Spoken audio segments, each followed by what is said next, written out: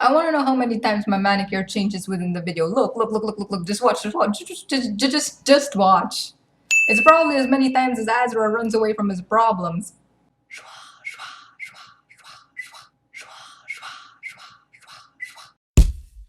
What's up, y'all? Welcome to channel Zarobski Crystal here saying, I can't wait till somebody comments how frustratingly unsatisfying my painting looks because I don't masking tape my margins. That's the thing I'm sensitive about! No, not really. I just have anxiety over masking tape ripping the finished piece. I'd rather come off as unsatisfying and clumsy rather than ruin the final or close to final artwork. The times my paper flops around from soggy warping like a limp dick grandpa with no Viagra is probably as many times as I change my manicure within the video. By the way, that's what you get with subbing to me. Not only membership to the Crystal Cult, but also a second cold opening. That Canadian kid may give y'all 2 greetings, but I give 2 cold opens for the price of 1 subscription. Good deal, great deal.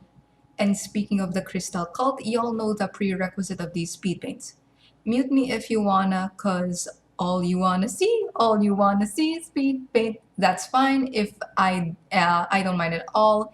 It do be like that sometimes, or y'all have a soundtrack in mind. I don't control y'all's chill. So chill, daddy, chill. What the hell is even that? As for y'all who stayed, who wants to gush over Arcana? Whee! Let's get to the specs. Size varies for the pieces, but for the ones recorded, these are 200 GSM 4-inch by 6-inch hot press watercolor paper.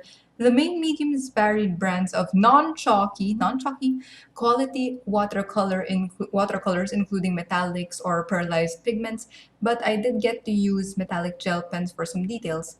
Except for one portrait, all the outlining was done in black ink. Editing in post was done in Photoshop because after scanning, the colors would look faded despite a DPI of 600. And so I'd tweak levels in Photoshop, but if I liked a certain area but took issue with another, say background versus skin values, I would copy and layer the artwork on itself and whittle away at the layers of tweaked levels with a soft edge brush for the eraser tool.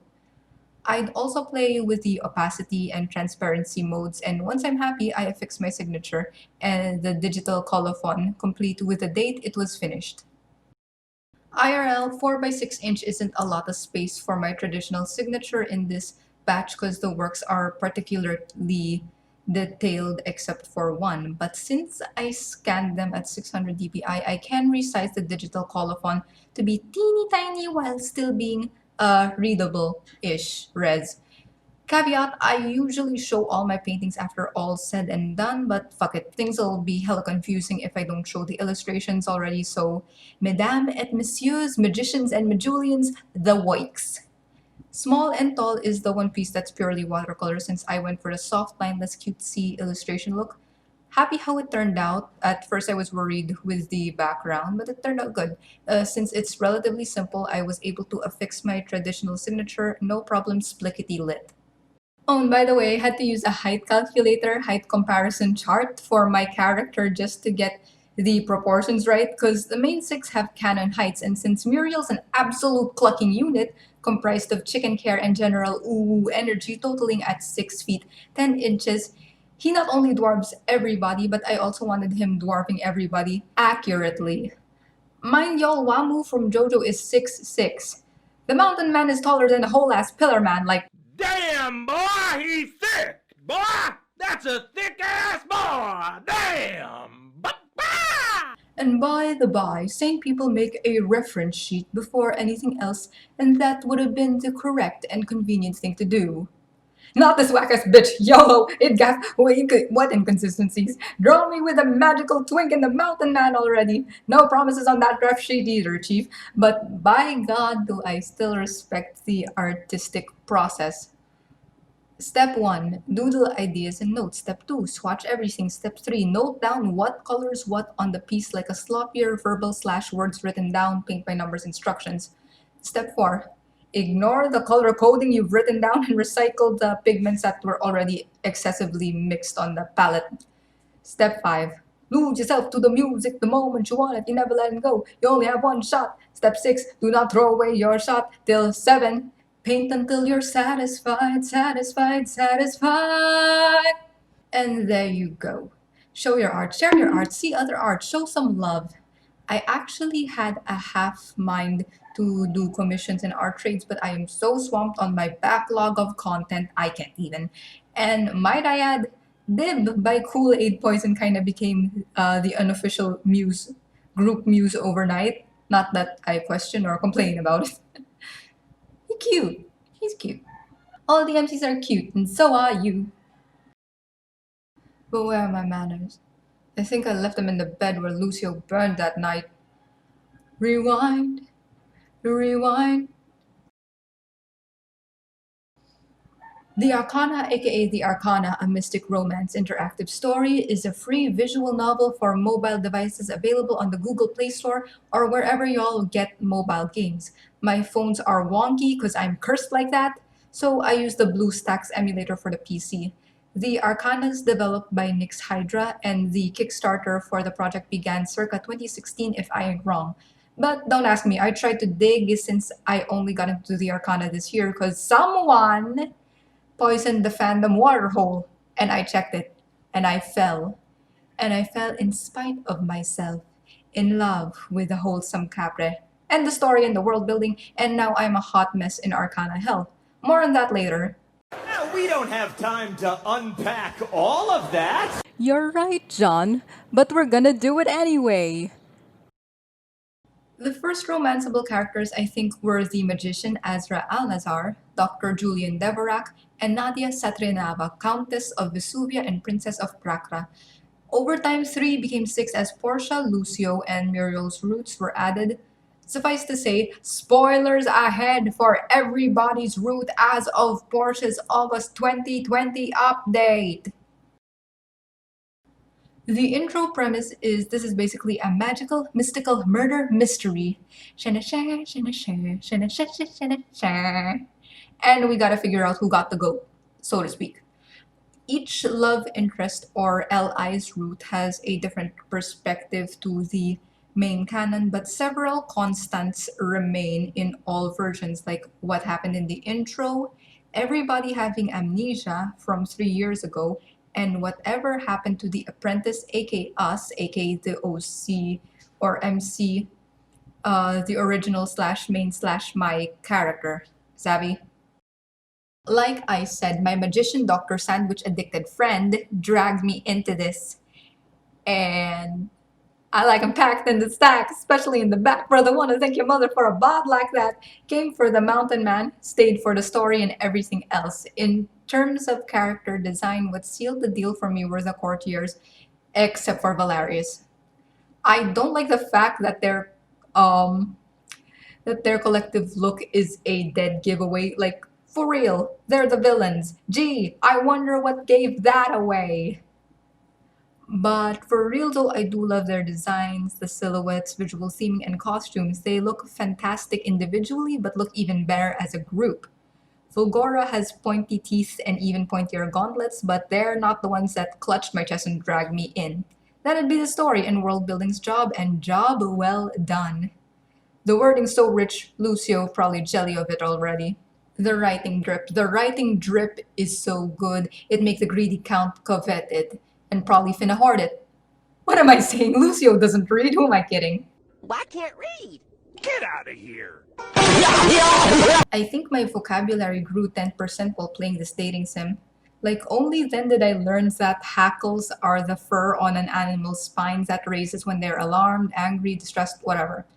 The descriptive writing is so good that you don't always need a scene illustration or sprite since the audience can imagine it clearly with the given words. Assets can also be reused, and I sure as heck don't mind, and not every recurring and or side character needs a sprite. Except maybe for Best Baker Boy Selassie, pumpkin bread is Vesuvia life, pumpkin bread is Vesuvia love. Another way show don't tell with words was used effectively in a different IP was in the 2017 movie musical Ang Larawan, which was an adaptation of Nick Joaquin's 1950 play A Portrait of the Artist as Filipino. In the movie, the painting is never shown to the audience, at least not full frontal. Like, you see some blurry glances, but that's about it. And that's smart, and not treating your audience like dummies with no imagination because the painting's already talked, sang, and danced about in extensive detail. So when Arcana's text elaborates to me what Valdemar's true form looks like, I don't need a sprite to concretely convey to me how horrific their demon form is. Creatively, I think it's more unnerving to be given the description and have your mind torture you with something you didn't see but can imagine, because who hasn't had their mind fuck with them on occasion? That shadow in your periphery when you get up to pee at 2:45 in the morning? It's definitely not your great great grand aunt about to roast you for being a disappointment to your clan. I forgot whose video essay it was where in horror cinema it's what you don't see that's supposed to be scary, visual suggestion, insinuation, guesswork, and doing the least for maximum impact. But oh god, the heteroneer jumped out at me when I saw the ghost in the Lazarus during Lucio's route. Oh my god, that's creepy! Show don't tell with words rather than visuals in a visual novel in Arcana. It basically is magic via words and storytelling influencing what your mind sees. See Wisecrack's video on Alan Moore. Let me try. Julian jumping on a table and hamboning hella fast for his life to distract Lucio during Azra's route. Woo, look at him gangly Dr. limbs flailing about.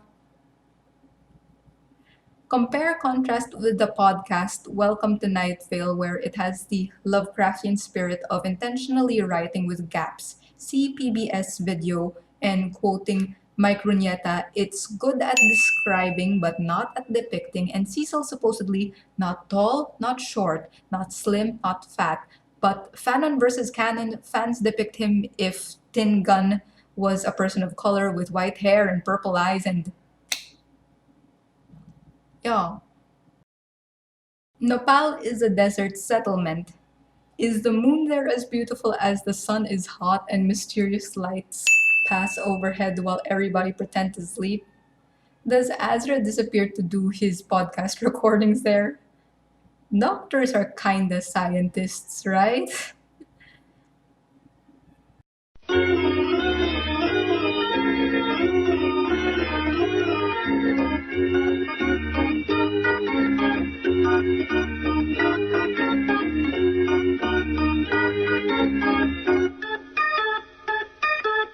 Meanwhile, I didn't expect Nadia to be a favorite character of mine. What I related to was not depending on others. If I had a choice to do a school project, solo or in a group, I'd choose solo, and Nadia'd be the type to be in a group but carry and clutch the workload. And I agree, independence and ambition, especially ambition to sincerely serve and impact your community in a positive, productive way, is good. Big good. Nadia has full on big good energy. But if you don't realize that you're not the only competent person in the room and that there are other people willing to help, willing to serve, you're gonna run yourself haggard and crash if you don't allow yourself to depend on loved ones, associates, colleagues, what have you. Been there, done that, not a vibe. And speaking of loved ones, I find her perception of herself within the Satrinava clan interesting. Being the youngest, she has this notion in her head that her family expects so little of her, and she's basically living in the past as to what she thinks they think of her.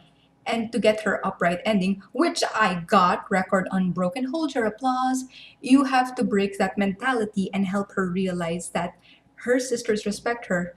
Don't enable her toxic saltiness. Enabling isn't love, y'all.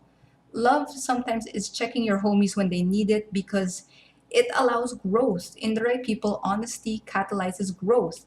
But hey, that's just my opinion. Anywho, Nadia became my second favorite. My first was Morga, who I did a video on. Yikes. Where was I born? The Philippines. Where do I live? Manila. Does that look anywhere near the Western Anglosphere to you? And then I said, hey, maybe trying the North Jersey accent would be a good idea.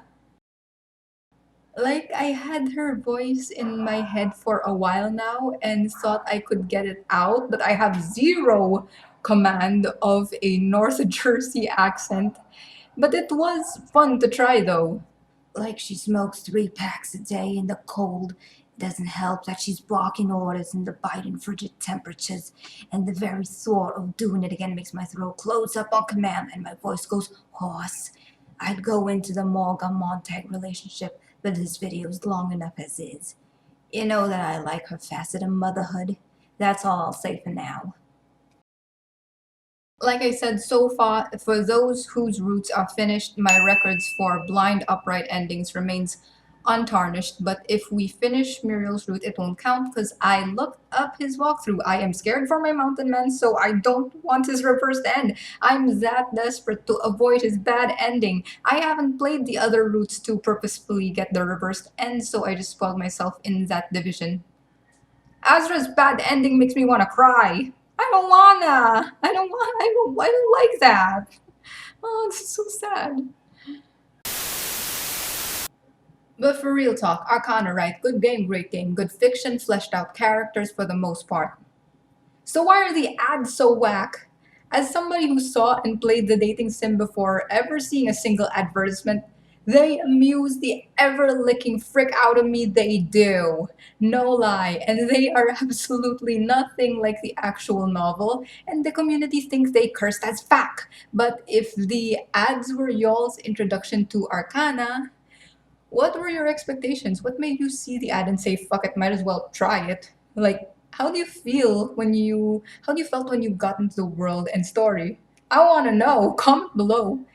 A fun community activity to do is speculating who made the ads. Like, y'all think Nix Hydra commissioned a third-party ad firm to make them, or did the Google Play Store do it for them, or... Pero there's that one Undertale parody of Jules that I totally haven't seen reposted in the fan lounge a dozen times before. The most likely guess is Nyx Hydra's being clickbaity on purpose. However, their Kickstarter page's trailer is a more accurate vibe of the novel. I don't know, but I sure want to. Fandom, tally ho to the comments below. And speaking of all you lovely diverse people in the community who make us so very nice at the fan content, the MC. MC either stands for my or main character, but story-wise, you, me, I, we are the apprentice. And everybody got their backstory. Time for hers. Sisha stands for Cleopatra Celine Hershey Ayubi. Yes, it was a gag name between Ali and I, and it felt so long ago I forgot what we were joshing about, but it stuck. Sisha's name stuck. A lot of people modeled their apprentice off of themselves, so why not, right? Used my Twitter pic as a reference. Boom, instant OC. I do like how Sisha's portraits turned out, but as I continued with the story and different routes after Muriel, my mind started fleshing out more details and debating her character. Like, what's her favorite food? Sinigang risotto? Nah, that's too classy. Make her like preserves and pickled goods. Let her area of expertise be practical magic, martial and defensive magic, and bindings. How I describe her is mostly practical with crackhead tendencies, a mix of bougie and ghetto, and she got grills on fleek, that you bob a drip on every other knuckle, cool, no doubt, no doubt, no doubt, no doubt. Said grills are based off of Katy Perry's from her Dark Horse MV. Still no promises on that ref sheet. These ref composites were made after everything was finished. Lol. Braids will be depicted in her hair at some point though. And speaking of her hair, initially I just wanted it salt and pepper because that's my natural hair. But then I thought, what if she had white hair or white streaks in her hair only after her revival because half of Azra's heart is in her? Yeah, it's tropey. I know it's tropey. But I'll let it go if you let it go, you know? I said somewhere before she's kinda a side hustle aficionado because gladiator rings, an expensive hobby she's dedicated to. She's tried everything from singing gondola pilot to dance sport, performance arts to anger translating, and the most fun people to anger translate for is Muriel, Azra, and Nadia. And speaking of Azra, another thing I didn't initially plan, totally coincidental, was Sisha's palette complementing Azra's. Arcana uses a lot of violet, different shades of purple. Azra's name text is bright electric violet. Nadia's hues are more wine colored and jewel tones. Sisha's is somewhat middling, but that was just because I incorporated my standard combo of black and violet. But when placed beside Azra, Azra's like lavenders and whites and mauves, while Sisha's a tad richer with the addition of black. Azra's default breeches are brown, Sisha's casual shorts are camo or olive green. Though coincidental, the complementary palette makes sense to me because Azra and Sisha's relationship is very close. The two of them share a love that is neither erotic nor 100% platonic either. They're each other's person, so to speak. What started out as a business partnership close to a decade ago evolved into this chill, comfortable soulmate esque bond. Familial, unconditional, with some facets even taken from me and Ali's friendship since we've been together since what, fourth grade? I don't know. When did Kyo Karamao come out on Animax in the Philippines? I think there's a sprinkling of Jake Peralta and Gina Luneti in there too. I gotta go. Aren't you forgetting something? No!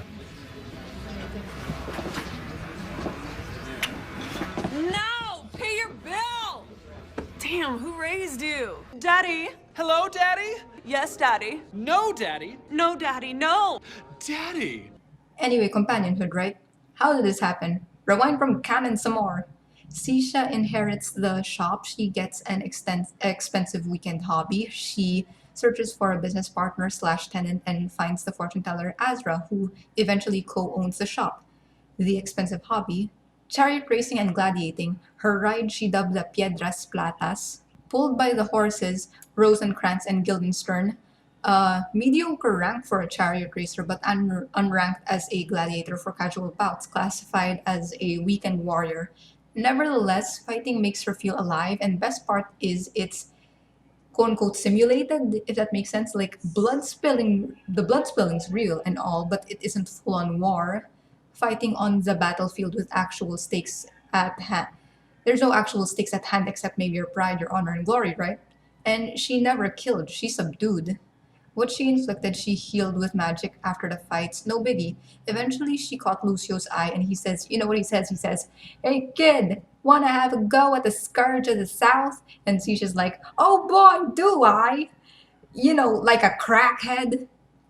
5'3" girl, 110 pounds soaking wet against 6'10" wall of meat. So what could possibly go wrong? So the match comes, right?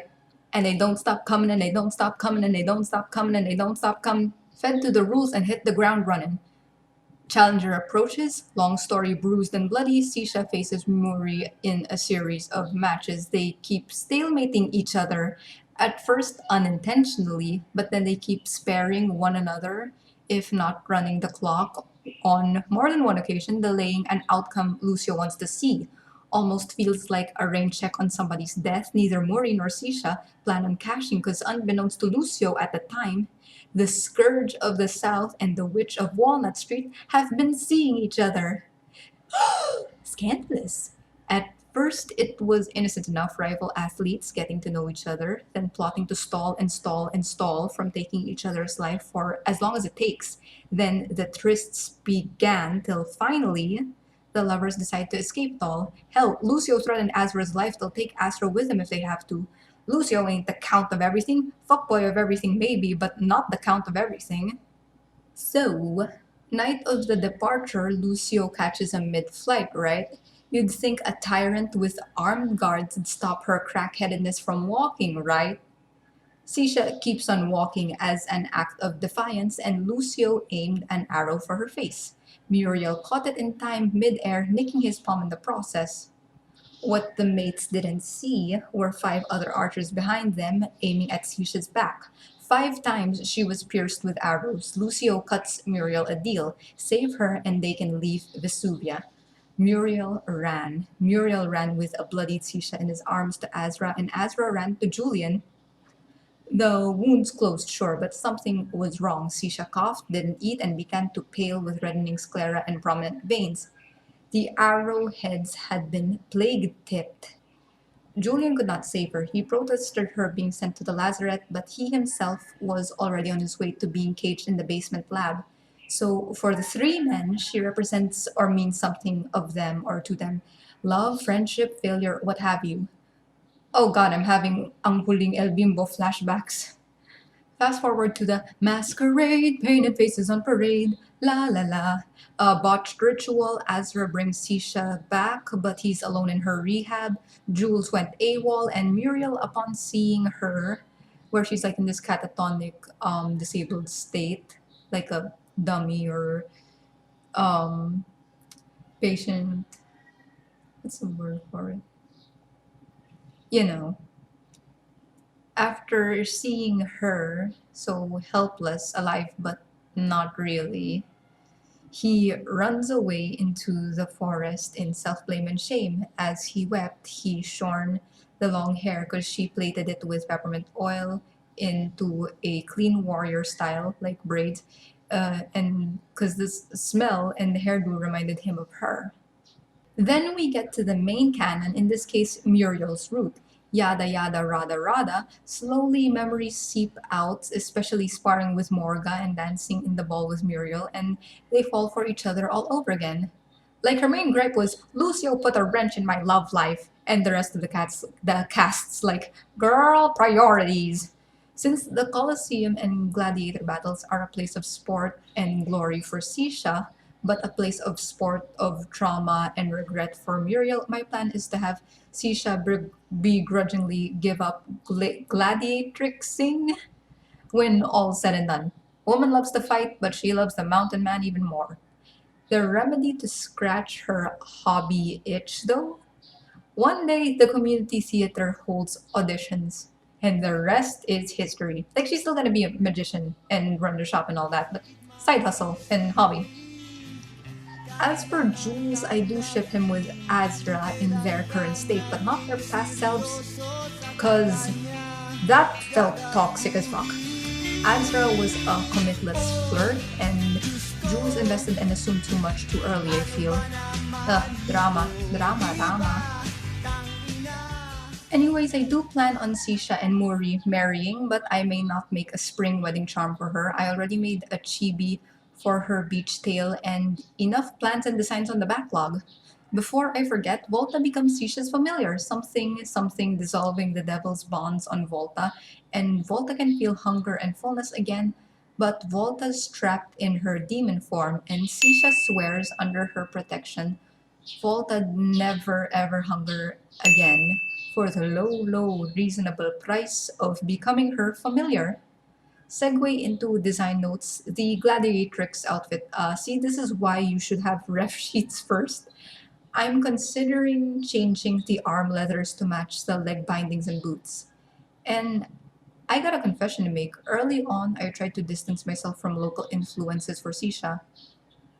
IRL, I already had many artworks with Filipiniana vibes, both original and non. But while designing Sisha, Pinoy elements came up anyway, and I just embraced them. I made the unconscious conscious, and only more Filipino references will pop up if and when I make a ref sheet. I guess Philippine repping is important even if Arcana takes place in a fantasy world, since there are distinct IRL influences. Vesuvius akin to Venice, Poveglia specifically. The Al-Nazar family looks Arabic inspired, the Satre Navas look Indian and South Asian. Heck, their color schemes mimic chakras. The Kokori look Mongolian and other steppe culture. The list goes on. For now, Sisha's gladiatrix helmet, that toothed beaks silhouette and curve is very specific to the Philippine eagle. The ear coverings are based off of pre-colonial jewelry, and the upper part is based off of Moriones festival masks, wooden masks from Marinduque that portray the Roman soldiers and Syrian mercenaries for the Passion Plays for Holy Week. As for Sisha herself, it's not shown a lot yet, but her main motif would be suns and moons and stars. You get to see a little of that in her earrings, but not a lot yet in her other illustrations. Everybody has their motif, you know. Azra has eye patterns, Jules has beaks, Nadia's got feathers, and Sisha happens to have the sun and moon on her. I didn't record it, but drawing her expressions were a blast. The mirror is a friend, references are a friend. It's all about getting those mouth and brow quirks and angles and wrinkles right. And softness and hardness and subtlety matter so much it's nuts. And they came from such simple strokes and doodles too, just to get the expression just right. My notebook's full of scribbles of random faces and emoticons, just as my browser history is full of extra credits videos because Joseph Maslov emotes so much with so little and so simple character design. And before I go, coincidence, my Jojo Sona also loves to hate a narcissistic bleach blonde jackass and will absolutely throw hands with said bleach blonde jackass. No, Katrina don't care if he a vampire. Bish, she was there when Dios Juan was the worst. Mother Yucker best be ready to get cussed out for his shenanigans. I swear, oh Kurt, I'ma shove some sunlight where it ain't supposed to shine.